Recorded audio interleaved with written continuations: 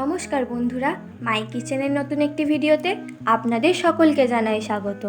বয়স্ক দিদা ঠাকুমারা অনেকেই তো মাংস খান না, তাদের কথা ভেবে এইভাবে সয়াবিনের এই রেসিপিটা একবার করে দেখুন। আশা করি আপনাদেরও খুব ভালো লাগবে। তাহলে চলুন সম্পূর্ণ ভিডিওটি দেখে নেওয়া যাক। আপনাদের কাছে পুরো ভিডিওটি দেখার জন্য অনুরোধ রইল।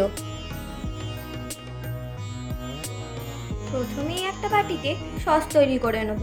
তার জন্য নিয়ে নেব সয়া সস, টমেটো সস, কাঁচা লঙ্কা বাটা, নুন, চিনি ও কর্নফ্লাওয়ার। সমস্ত কিছু দিয়ে জল দিয়ে গুলে রেখে দেবো। সস তৈরি করার সময় আমি ফুটন্ত জলে 1 প্যাকেট সয়াবিন দিয়ে সেদ্ধ করে নিয়েছি। সেদ্ধ সয়াবিন তুলে নিয়ে একটি পাত্রে রেখে ঠান্ডা জলে কিছুক্ষণ ভিজিয়ে রাখার পর হাতের সাহায্যে খুব ভালোভাবে সয়াবিন থেকে জল বের করে নিতে হবে।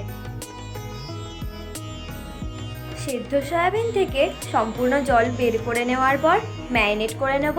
ম্যারিনেট করার জন্য উপকরণ হিসেবে লাগবে 1 চামচ পরিমাণ লবণ, অল্প পরিমাণ লঙ্কা গুঁড়ো, গোলমরিচ গুঁড়ো, একটা গোটা ডিম আর 2টো কাঁচা লঙ্কা বাটা।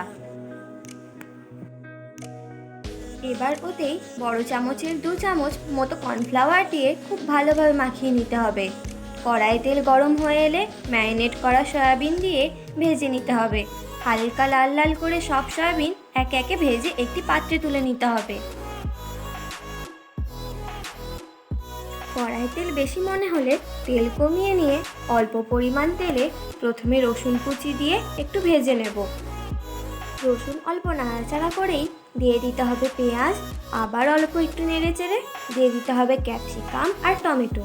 তারপর অল্প স্বাদ মতো লবণ দিয়ে তৈরি করে রাখা সস দিয়ে একটু ফুটে এলে অল্প পরিমাণ জল দিয়ে দিতে হবে। আবারও ফুটে এলে ভেজে রাখা সয়াবিন দিয়ে একটু নেড়ে চেড়ে নামিয়ে নিয়ে উপর থেকে চিড়ে রাখা লঙ্কা দিয়ে পরিবেশন করুন চিলি সয়াবিন। রাতে রুটির সাথে বেশ জমে যায়। সয়াবিন খেতে ভালো না লাগলেও এভাবে বানালে সয়াবিন খেতেও খুব ভালো লাগবে।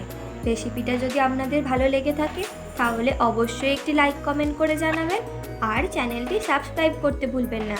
আপনাদের একটি লাইক আমার কাছে নতুন নতুন রেসিপি ভিডিও বানানোর উৎসাহ যোগায়। তাহলে আজ এই পর্যন্তই থাক। ধন্যবাদ, ভালো থাকবেন।